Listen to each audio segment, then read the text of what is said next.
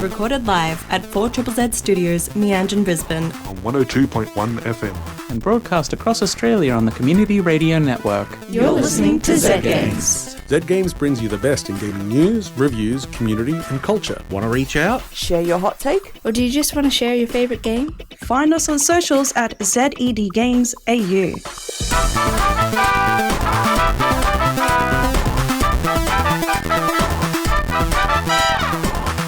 Hello! You're listening to Zed Games. My name is Natalia and I'm joined in the studio by Caroline, Hazel, and Mara, and Tex, aka Niosis, Al Machine. Al Machine! You're meant to say it in synchrony. Yes, we've got Al Machine, developers of KeyFairy in the studio. We've got a very special episode lined up for you guys. We've got a review, we've got interviews, we've got a bunch of music. But before we get into all the good stuff, how are we doing?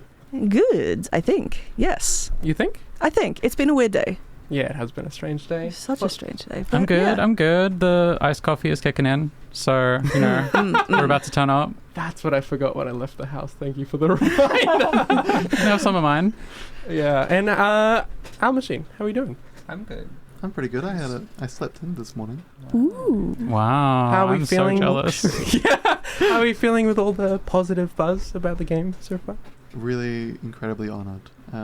Everyone is loving it, and that makes me really happy. Well, we will tell you all about that and even play some tracks from the game. But first we've got...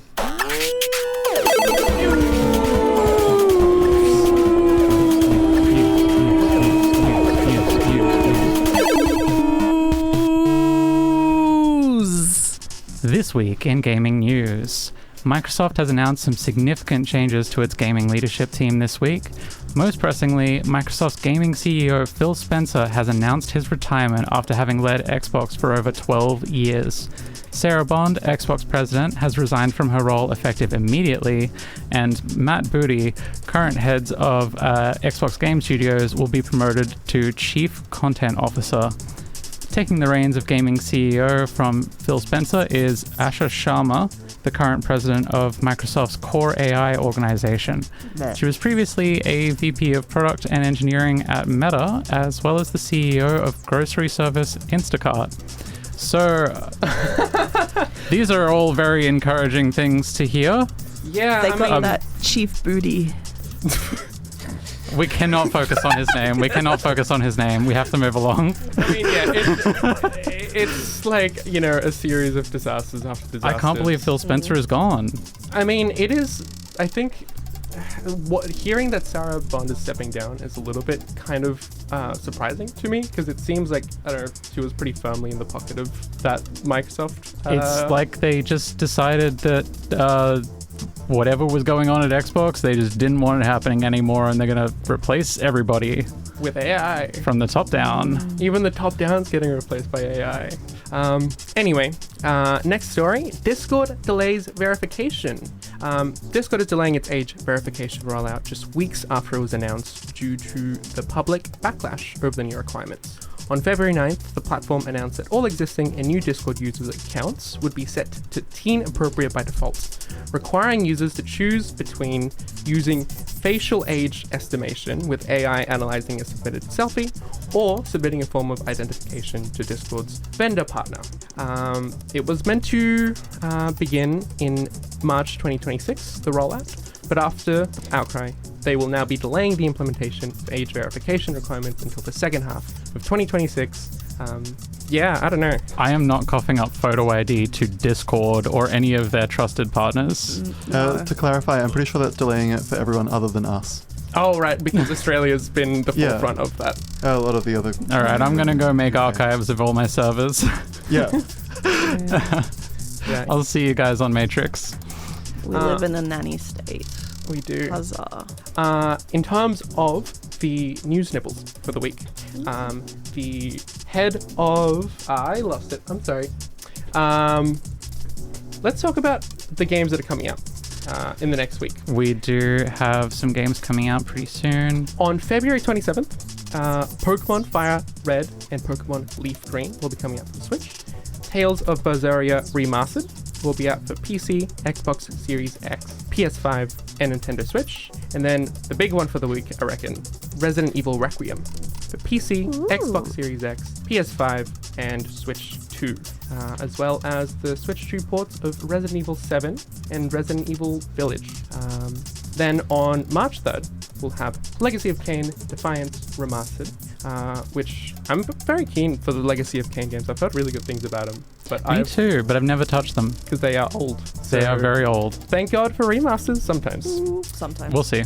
And then we have Scott Pilgrim EX coming out for PC, Xbox Series X, PS5, and the Switch. I've managed to completely avoid learning anything about Scott Pilgrim EX.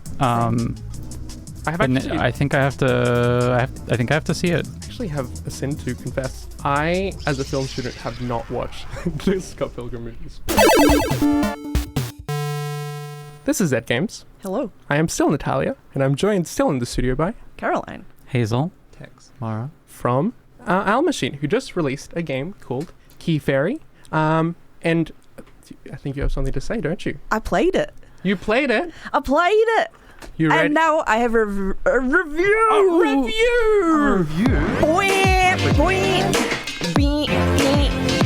It's a review for KeyFairy. I played it. Yeah. And I yelled a lot. Whoa! Like while playing it, or like just in general? While playing it. I feel died like, a I lot. feel like you two aren't allowed to ask questions during the review. Sorry. I'll keep Please, You have keep to go all face questions Blair for- Witch in the corner. No. I have to lock eyes with them as I do this review. Okay. I saw this game for the first time, I think 2 years ago at the Queensland's Game Festival, and was immediately enchanted by the art style. Even more so when I was told that it was entirely hand-drawn, traditional style, and scanned. Love me some media that intersects digital and traditional media. It's a very simple style. The scanned artwork has been made starkly black and white. The only other bits of colour indicate whether you are in combat, have lost a heart, or have pacified the area. I didn't get to play it that day. Someone else was playing it every time I went over, but I was able to play and complete the demo at another event and was very keen to see what the final game would look like. And now, the wait is over. KeyFairy has released and now everyone can play this charming, whimsical, really hard game. Yes, once again, I've been suckered in by a gorgeous art style and been punched in the face by quite a difficult game. KeyFairy is a pacifist bullet hell game. You have no attack, no parry, no block, you just dodge the guys using your grapple or dash, and their projectiles while picking up the star shards that they drop to pacify them. Because really, they're not bad guys, they just need a little bit of help coming back to themselves. Because something foul has seeped into the ground, something menacing drifts upon the breeze and has twisted up the creatures of the forest. So it's up to a little KeyFairy to dance about, calm them down, and get to the cause of the corruption. Pacify creatures, collect keys and other objects to open up new paths to explore and have some absurd and delightful conversations. I reached the true ending with all but 4 achievements in about 6.5 hours, and I say true shrug ending because as you progress through the story, there are other possible endings to unlock that will net you an achievement and a game over of sorts. Because you have found an end, just not the end to the story the game is telling. And each achievement will unlock a new palette, although a solid 90% of them give me eye strain. I did have a few quibbles with the game, but most of them have already been patched. Like when I would get pinned to a wall by an enemy, become stuck and die. Now you get some invincibility time after taking damage. And another of my issues looks like it will be addressed in a future patch, which is that in fights, particularly ones where the camera is a bit more zoomed out, I tend to lose track of myself as everything is all the same colour. It seems like a more pronounced player outline option is in the works. Apart from that, the game only crashed once, and although I think I broke it at one point, I was talking with a guy behind a gate who wanted a key for him to open it for me, and I wanted to be an irritating little scamp. I spammed the what dialogue option a whole bunch. Then I missed what he said after a few rounds of spamming, and I think I made him sad and he opened the door without the key. And it was dark inside and I got insta-killed because I was on 1 heart. The boss fights were some great bits of gameplay, though I was a bit surprised by the final boss being the final boss. I felt like maybe it was a bit too soon. I wish there was at least one more boss, although as a small game I understand why there wasn't. But in retrospect, the final boss did make sense narratively. The game is full of life and wonderful little details. Frogs hop around, leaves drifts to the forest floor, and the music and sound effects go really far in making KeyFairy suck me into its world. My two favorite tracks are the ones that play when facing the crown and when facing the Redacted. And the way when an encounter ends, there's the sound of almost a sigh of relief that I often found myself echoing after finally beating a difficult room or a boss after dying so many times.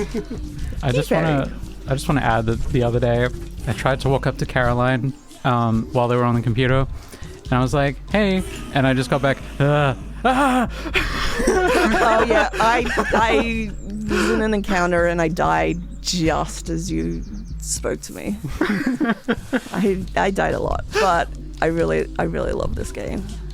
Yeah. That's beautiful. That was KeyFairy. I really liked the game. Thanks for making it. Yeah, thank you so much. I really like hearing reviews. They're really interesting, and I enjoy getting to evilly grin at you from the corner while you recounted it. While you were describing the thing that you thought was you breaking the game, yeah. I saw text just like oh, that was nodding sagely. That was entirely intentional. You can just annoy that guy until he gives up. Excellent, because I was pressing the button so fast because I'm like, I just want to go what, and then I skipped past the new dialogue and went, oh wait, what did I do? Got a question. What was your favorite secret ending? Ooh. Oh, biscuits. I really like where you swap roles with, I guess he's a knight that you pacify. I really liked him. It's like, he doesn't know what he's going to do now because everything's changed, and you're like, you do my stuff, I do your stuff. Yeah, it was really cute. Genuinely brought tears to my eyes. That one makes me really happy. Did you go back and talk to them later? Yes. That one in particular? No, I can't remember. I think I got lost and couldn't find him again. Because you can go back and you can talk to the knight, and the knight's like, I'm not a knight. Oh, sorry, the knight is like, I'm not a KeyFairy, I'm a knight now. And you're like, oh, that's so sweet. Anyway, speaking of the Redacted boss fight music, I think I said redacted. Redacted. Oh, I didn't the want to spoil redacted it. boss fight music. Redacted boss fight music. Everything's redacted to me, really, but I can just see through it. We've got a clip from Jane Wei, the composer of the game herself, to tell us a little bit about how the track came to be. You're going to want to listen to this one. And then coming back, we'll have a bit of an interview with you guys. You guys being Al Machine in front of me, not you, the listener. Hello, We're going to bring in a listener. Answer our questions 3. All right, Jane, here we go. Thank you. You're listening to Zed Games. So the story of this track. 2 weeks before release date, I managed to convince the devs at Al Machine that we needed an opera singer for this very significant moment in the game. I used to live with a DJ. He's not an opera singer, but his sister was, and has sung in multiple productions, including with Queensland Opera. As I say, it was 2 weeks before release date, so we didn't have time to book a proper recording room or anything. And shout out to my friend John Asdale. He's got a shed that's fully soundproof, so we went in there, recorded it, mixed it down, and here it is in the game. The concept is that this creature character that you meet starts out appearing very mechanical, industrial, full of metal, but slowly as you strip away the layers, the outer armor of this creature, you find that it's human, just like yourself. Well, maybe not like yourself because you're playing as a fairy, but you know what I mean. As the song progresses, you can hear more vocal elements, starting with the choir, and then finally the magnificent soprano voice of Heru Pinkasova. So enjoy.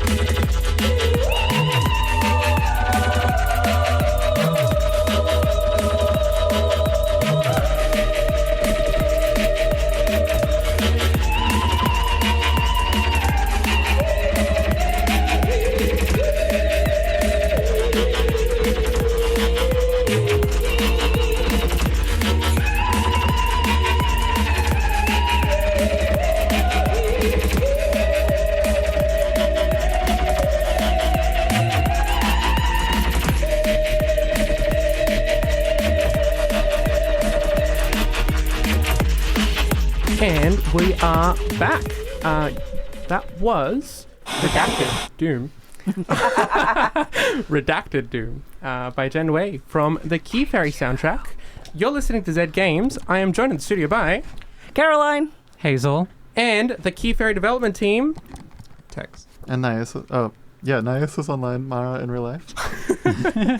Secret names. We're on radio. Is the radio online or real life? Whoa. Oh, it's on the wire. It's both. It's real life right now. If you die on radio, It depends how you're listening. You do. You do die in real No, life. if you die in radio, you're alive forever because you're stuck in the airwaves. Yes. Like that one Marvel villain. What? Which was it like? If it's in the last 10 Ulysses Claw. I just remembered his name. He's played by You oh my constantly God. baffled me. Where did that come from? He's played by Andy Serkis in Black Panther, I think. Sure. Sorry about that. That was a real tangent. Anyway, we are here to talk about KeyFairy with the developers. So now I'm going to ask you some difficult questions. I'm going to grill you. Are you ready? Yep. I like grilled vegetables mostly. Okay. So how did KeyFairy start as an idea? Ooh. So the beginning of the project is a bit of a funny sequence of events. It started as a university project for our capstone, but our university were not really allowing us to do our own thing at first. They put us on doing a project for Airbus to do like a VR training sim. Airbus, if you don't know, do airplanes and other things, and also for people you might not want to have helicopters and airplanes. And so we didn't really jive with that and ended up convincing our uni to let us do our own thing. The idea, it came from like... Yeah, we tried a bunch of stuff. We were exploring different stuff separately. I was really interested in really fast-paced, micro, single mechanic games. Yeah, I think we were both interested in that kind of idea of like focused projects and focused games. But then I think you were also looking at a lot of RPG stuff. Yeah, about like exploration and kind of experiencing the atmosphere of a large place. I think those two came together, along with the idea of like, what is it like to play a game where you can't fight back? Or like, you know, to play with agency in that way, because games are a lot about just like annihilating every single thing in your path. And so it was really inspiring for both of us to think about what can we turn that around and make it more about, like, you know, still engaging with exciting and dangerous situations, but in a way that is not about killing the other person. Yes, I love it. What made you decide on the hand-drawn art style? So the cool reason that makes me look good is that I have grown up drawing all my life, and so we were trying to think about, like, you know, do we do an art style that both of us can do, or do we lean hard into the fact that, like, I have that experience as an illustrator, and it ended up creating a really unique aesthetic. It was kind of melding with the 1-bit pixel art aesthetic to, create something that was its own identity. The funnier reason is because I'm not very good at digital art. I love it. Next question. Tex. What was the thing that made the two of you go full-time on the game, or go all in on development? This is sort of a boring answer, but we applied for funding and we got funding for it. I think that we were always trying to be like, what's interesting and what are people finding interesting? We weren't just going to pursue it forever with no confirmation that it was confirmation that it was worth doing, because like I'm sort of interested in making lots of little stuff, but if somebody latches onto it, then maybe that's worth pursuing. And every step along the way, people have continued to latch onto it at events and stuff. It's the reaction to it has been amazing. I know we've mentioned it on here before, but the game did win the People's Choice Award at Queensland Games Festival 2 years in a row. So what were your biggest creative influences for the game? Artistically, the game is really inspired by fairy... Well, I mean, it's really inspired by fairy tales. That's really obvious in the name, but also in, if you've ever played it. That, like, the you know more about the fairy tale side of it. Yeah, I was reading a bunch of old folklore from a bunch of different cultures, as close to direct translation as you can get from spoken word folklore, and it's taking a lot of the rhythm of that, but then also the artistic style of fairy tale books. Yeah, looking at like old illustrations and also like kind of medieval woodblock stuff, and like old fantasy RPG artworks, you know, back when it's like basically zines, and that really pulpy black and white stuff. I love it. Gameplay wise, it's also a bit inspired by Hollow Knight, by original Zelda. I think it has a tiny bit of Hyperlight Drifter, but Tex has not played much of that. I haven't played Hyperlight Drifter. But I can see it. I can feel it in my heart. I wanted to ask you both, what was the biggest challenge that you had during development? I think that combining the slow-paced exploration stuff with the really fast-paced engagement was always a tricky balance the whole way through. It sure seems like you pulled it off. The other one, water was so hard to make. To make water look good. Like, the serious answer is, like, making it, like, readable and also beautiful. But water, oh my god. I think you pulled it off. So I also want to know, what are your favorite parts about the finished game? What are the things you're most proud of? I'm really proud of the dialogue. It was a late edition, and I didn't think that I'd be able to do it, which is why it was a late edition, but people seem to like it. I'm really proud that I managed to stick to doing ink illustrated art. That was hard effort, but really worth it in the end. You might have to think about this one a bit more, but do you think the local games community here in Mianjin, Brisbane, influenced the way that you decided to develop the game?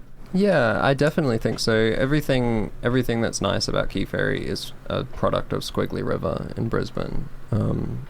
I've been going to that community for ages. And that is the Squiggly River Games Collective? Yeah. Do you want to tell us a bit more about that? Squiggly River is just an indie art game scene. They've been operating for ages, just out of libraries and stuff. And yeah, it's really cool. It's a really sweet community. You know, you go to the meetups and you can tell that it's people who care about games as an art form and care about it just in general. It's a really passionate group of people that really inspires us and keeps us focused on making things worthwhile and cute. I love it. So my final question, and feel free to elaborate on this one a bit. Do you have any advice for aspiring game developers who might be listening in? We do have some kids who listen to the show as well, who might want to grow up and do something like this one day. I absolutely recommend to start small so that you can make something you're proud of. Tex and I, the reason that we make games that focus on a single mechanic is because we've learnt that, like, if you make one thing well and it is good, then you can make something really beautiful out of that and keep building on top of it. I think it's really important to be able to focus on making stuff that, like, brings you joy and be able to see the results of what you're making. Yeah, make small stuff and try and ask questions with the games that you're making. Try and develop exploratively, so you're creating something new or learning something new or furthering the genre. By asking questions, Tex means the game itself asks questions on what games can be or how people interact with them. I love it. So if somebody right now is maybe in a games design course or thinking about getting into a games design course, is there like one bit of advice that you're like, you have to do this? Do a game jam. Make a game. I don't know, you don't need to do a games course, but if you're doing a games course, you should also make other stuff as well. Yes. Yeah, and I think you should go meet people out in the community who are already making games. I think that really helps to, like, keep the focus. And I think if you don't have people that you can meet, yes, please just make as many things as you can. The smaller and the weirder, the more you can make, the better. Hooray. Awesome. Thank you so much. That kind of brings us to the end of the episode. Yeah. Thank you so much for joining us. I hope that was as good for you as it was for dear listeners. Thank you for the people who texted in as well. Play KeyFairy. Play KeyFairy. I will. Buy I'm gonna KeyFairy. Buy KeyFairy. Tell your grandma about KeyFairy. Tell your grandma about KeyFairy. I mean, I will say this actually. I ran into a woman at a pub the other day that I work at, and they were asking about this game because I was kind of telling them about them, and I explained to them that it was a pacifist bullet hell, and that it was like a game that was, intent on solving conflicts not through violence but through like pacifist means where it's possible. And this woman who was a single mother of 2 kind of sighed and was like, oh my god, I am so like knowing that there is people out there that are trying to tell these kinds of stories. As a mother of 2 who can't control everything a kid sees, and how saturated with violence everything is, it really meant a lot to them. And so, I don't know, it just really stuck with me. And you guys have made something very special, so congratulations. And Thank you. one final note. I have been showing everybody I talk to lately, everybody I've talked to today, I've just been like, look at this trailer, look at this art, look at this animation, and they're always like, whoa, that's beautiful. Yeah. Oh, you might actually recognize the art style if you went to the Indie Dev Light from last week. Mara did the art for that as well. Yeah, I did the poster for Indie Dev Night. That's it for this week. See you on the next voyage. I hope you have a good rest of your day. Goodbye! Bye! Bye-bye! Thanks for listening to Zed Games. If you'd like to listen to more, you can find us on the Community Radio Plus app. Or find us on socials at ZED Games AU. See you next time!